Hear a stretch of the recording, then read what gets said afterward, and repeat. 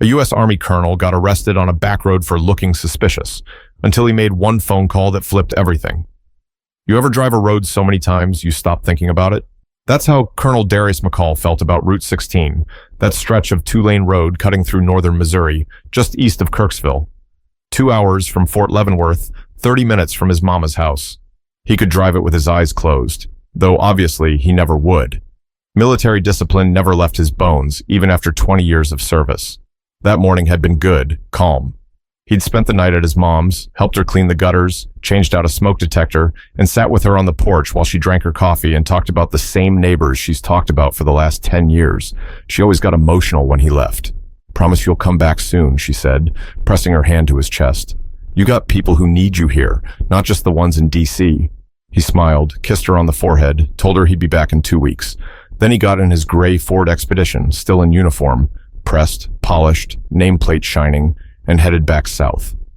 Route 16 was empty as usual.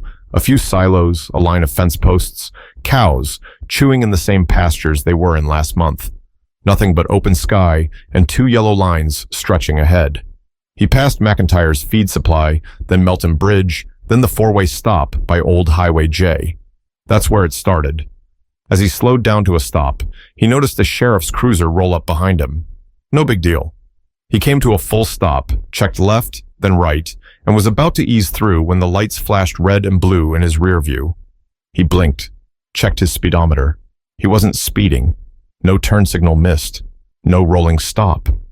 He pulled over to the gravel shoulder, placed both hands on the steering wheel, 10 and 2, and waited. Training taught him not to move fast, not to reach, especially not out here, where there's no one to see and too many folks still living in the 50s. The officer stepped out, tall, white, pale buzz cut, mirrored sunglasses. His badge read, B. Halverson, Sheriff's Deputy. No rush in his walk, but something stiff in his posture. "License and registration," Halverson said flatly. Darius nodded. "Yes, sir, it's in the glove compartment. You mind if I—" "Step out of the vehicle." He paused. "Sir?" "You heard me. Out of the car." Darius slowly unbuckled his seatbelt. "Just so you know, I'm active duty. My ID is in my wallet. Name's Colonel Darius McCall, Army." The deputy's expression didn't change. If anything, it tightened. "Step out, now." But even Darius didn't know just how far this man was willing to take it. Darius stepped out slow, not scared, just controlled. He'd been in worse situations in Iraq and Afghanistan, but this was different. Back then, the people pointing rifles at him didn't speak his language. They didn't wear badges with flags stitched into the sleeve. He kept his hands visible, back straight, boots planted in the Missouri gravel. "Again, sir," he said calmly, "I'm Colonel McCall, active duty. Been in the Army 23 years. You can run my name. I got nothing to hide." Halverson tilted his head. "That uniform, where'd you get it?" Darius blinked. "What? You buy it off the internet? Thrift store? Military surplus?" His breath caught. This man really thought he was faking it. "Sir, I'm wearing my name, rank, and division. This isn't a costume. You think I haven't seen people pull this scam before? Dressing up like they serve, trying to get out of tickets or impress someone at Applebee's? Stolen valor is a federal offense. This isn't stolen anything. I've bled in this uniform. I've watched good men and women die in it." But Halverson wasn't hearing a word. He was circling him now like he was waiting for Darius to flinch. "Turn around. Hands behind your back." Darius didn't move. "You're seriously detaining me? You're refusing a lawful order." "No, I'm asking for reason. I've committed no offense, and you're making assumptions based on—" "I said turn around." Click. The sound of the cuffs locking around his wrists felt unreal. Cold steel against skin that had saluted 3 presidents, trained thousands of soldiers, led men through firefights. "You're being detained for questioning under suspicion of impersonating military personnel." Darius stayed quiet. He knew escalation helped no one. He stared straight ahead at the open road, the long rows of fencing, the empty horizon. The man shoved him into the back of the cruiser. No reading of rights, no explanation, just silence. And then Darius spoke, just once and calmly. "Sir, I need to make a call.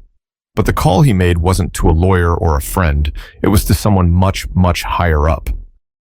In the back seat of the cruiser, Darius sat with his hands still cuffed behind him. His back was straight, chin up.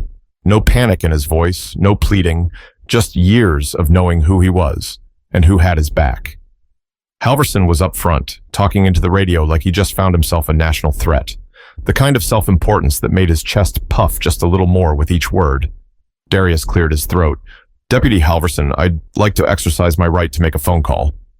Halverson scoffed, didn't even turn around. This ain't jail. You're being detained. You'll sit tight until I decide what's next. I understand, but that call, it's not to a lawyer, it's to the Pentagon. You sure you want to be the guy who ignored that? That made the deputy pause. 30 seconds later, the cruiser door swung open. Halverson stared down at him, trying to play it cool, but his hand hovered over his belt like he still needed control. One call. One. You got 30 seconds. Darius didn't rush. He gave the number slowly, memorized, tapped in from behind his back. The phone rang once, then a click. General Rankin, the voice said, firm, direct. This is Colonel McCall. I've been unlawfully detained by a deputy in Adair County, Missouri, accused of impersonating military personnel while in uniform. My location is Route 16, near Old Highway J. I am currently in handcuffs. There was silence on the line. Not hesitation, just the kind that comes before a storm. Then the general spoke. Give the phone to the officer. Darius looked up. He'd like to speak with you. Halverson took the phone with a little smirk, like this was some kind of game. He brought it to his ear. Yeah, this is Deputy... He stopped. His eyebrows dropped. He pulled the phone away, looked at it, then slowly brought it back to his ear. Yes, sir. No, sir. I understand, sir. It won't happen again. His face had turned the kind of pale you only see when someone realizes they've seriously messed up.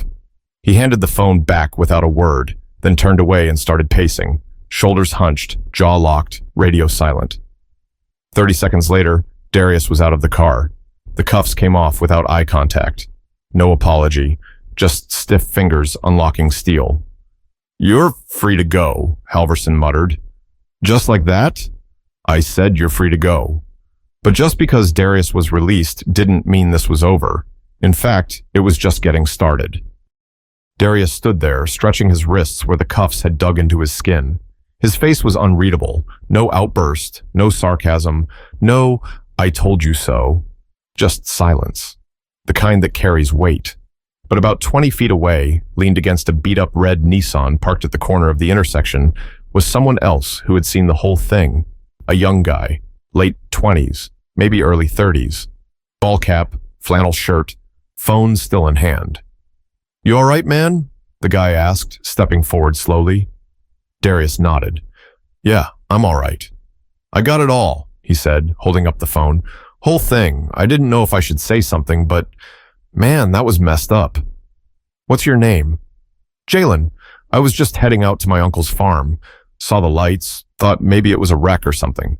Then I saw him cuff you, and I don't know. I figured record first, ask questions later. Darius gave a half smile. Smart. Jalen looked unsure. You want me to delete it? I mean, if you don't want it getting out there. No, Darius said, don't delete it. He looked out over the long road again, the fields waving softly in the wind. People need to see what happened. I was lucky this time. Others, not so much. Jalen nodded, lips pressed tight. You think this'll go anywhere? Darius didn't answer right away. Then he said, that depends on you. Jalen looked down at the phone, then back up. I'll post it tonight. Darius looked him in the eye. Then make sure you tell the story right. But once the video hit the internet, the story took on a life of its own. By the time the sun dipped behind the hills that evening, the video had already hit 1,000 views. By midnight, nearly 500,000. The footage was clear.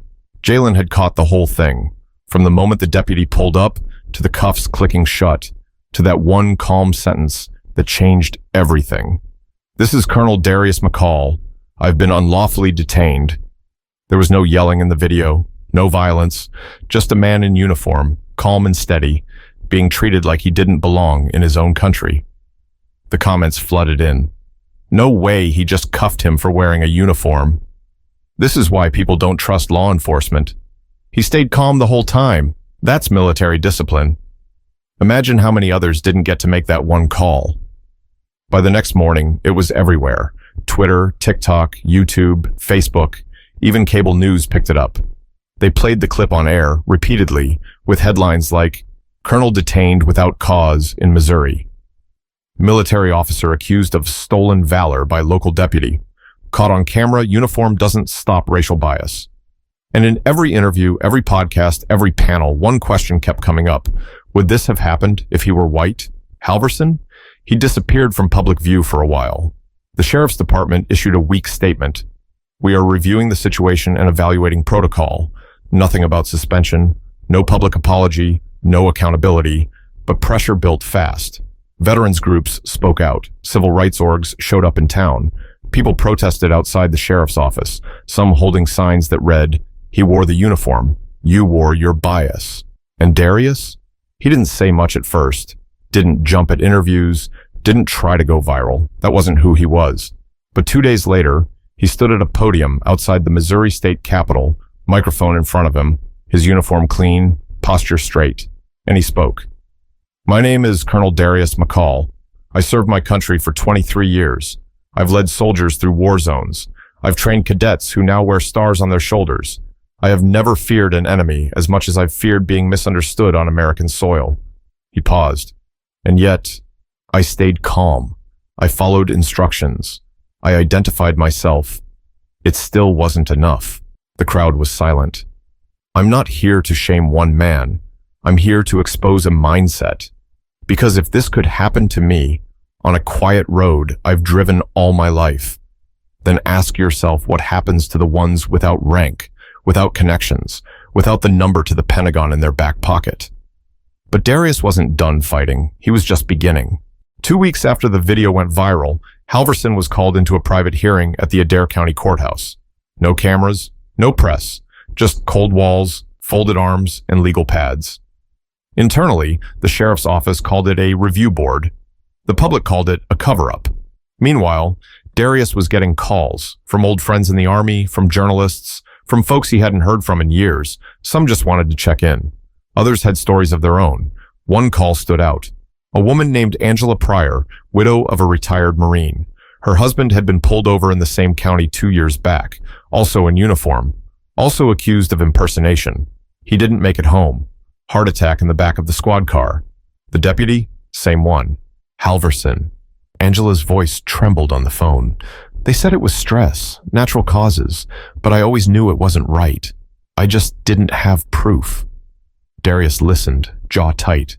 That name, that same pattern, it wasn't a coincidence. It was a habit, a belief wrapped in a badge. He thanked her, promised he'd mention her husband's name the next time he spoke. He wrote it down in a small notebook he carried, Master Gunnery Sergeant Edwin Pryor. Meanwhile, pressure mounted. The Pentagon issued a formal statement condemning the incident. Congressional reps were calling for an investigation. The state's attorney general had no choice but to step in. Still, Halverson stayed quiet. No apology, no explanation. And the sheriff's office? Silent too. Like, if they waited long enough, the internet would move on. But Darius wasn't letting it fade. He set up a meeting with the Department of Justice. Not for vengeance, for reform. He brought testimonies from others. Spoke on behalf of men and women who never got the chance to speak for themselves. When he left that meeting, he wasn't smiling. He looked tired, worn, but focused. Jalen called him that night. "Man, I still can't believe all this started because I pulled out my phone." Darius said quietly, "You didn't start it. You just caught it. But for every camera that catches a moment, there are 100 moments that never get seen." And that's what kept him pushing. By month's end, the department finally made their move. It wasn't bold, it wasn't loud, just a short press release buried under local headlines. Deputy Brent Halverson has resigned, effective immediately. We thank him for his years of service. No admission, no apology, just a quiet exit for a loud mistake. But people weren't satisfied. A resignation wasn't justice, it was a sidestep. So when Darius showed up for a town hall in Kirksville that Saturday, the community packed the room. Farmers, veterans, teachers, teenagers, folks from both sides of the political line. Even the mayor showed up, though he kept to the back wall. Everyone knew why they were there, but no one knew how the meeting would go. Darius took the mic with that same calm presence, like he wasn't there to scold. He was there to hold a mirror up. "I didn't come here today to drag a man's name through the dirt," he said. "I came here because this town, this state, needs to ask itself why this keeps happening." He scanned the room. Why is a uniform enough to get you killed in another country, but not enough to get you respect at home? Why are some folks allowed to question, while others are told to shut up and comply? Why is it that for Black Americans, no amount of service, success, or silence can protect us from being treated like suspects? A woman in the crowd whispered, "He's right." And another man near the front just nodded slowly, arms crossed. "I don't want revenge," Darius continued. "I want accountability. I want training in your sheriff's department that includes bias recognition. I want review boards with citizens, not just officers, covering for each other. I want state-level oversight on misconduct. And I want my nephew to drive down Route 16 one day without fearing the same thing will happen to him." There was no clapping at first, just silence. Heavy, honest silence. Then a few people stood up, then more, until nearly everyone in the room was on their feet. Not cheering, not chanting, just standing, in agreement, in respect. After the meeting, an old man approached Darius, Vietnam vet, jacket full of patches, eyes full of history. He shook Darius's hand. "I wore the uniform too, but I never had to worry about being mistaken for something less. You shouldn't have to either." But as powerful as that night was, the real change still had to be fought for, brick by brick, policy by policy. Months passed. Policies changed, slowly. The sheriff's department in Adair County added mandatory bias training and established a citizen advisory board. It wasn't perfect. Nothing ever is. But it was more than they had before, and that was something. Darius went back to Fort Leavenworth, back to his team, back to his work, mentoring young officers who still believed in what the uniform could mean. But he wasn't the same. He couldn't be. The road had changed him, or maybe it just revealed what he'd been carrying all along. One afternoon, he was invited to speak at a local high school in Columbia, Missouri. The auditorium was packed, mostly juniors and seniors, many of them kids who looked like him. He didn't bring a script. He didn't need one. He stepped up to the mic, glanced around the room, and said, "I want to tell you all something real simple, real honest. You can do everything right. You can serve your country, wear the uniform, follow every rule, and still, someone might look at you and only see a threat. Not a soldier, not a man, just a threat." The room was still. You could hear shoes shifting on the floor. A teacher cleared his throat in the back. But that doesn't mean you stop showing up. It doesn't mean you lower your head or silence your voice. It means you walk with purpose. It means you tell your story, because the world will always try to tell it for you if you don't. He looked at a boy in the front row, maybe 16, hoodie pulled over his head, eyes locked on him. "You're not invisible. You're not crazy. You're not too sensitive. You're just tired. I get that."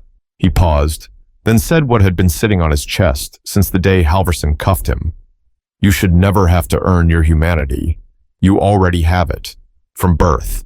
That's the lesson. Don't let anybody convince you otherwise." There was no thunderous applause, no dramatic music, just kids sitting quiet, thinking. And sometimes that's what change looks like. Before he left the school, a girl handed him a folded piece of paper. Just 2 lines written in big, blocky letters. "My brother is in the Army. I hope people treat him better because of you." He folded the note, slipped it into his chest pocket, and smiled. Because that was the point of it all. If this story moved you, even just a little, then don't let it stop at you.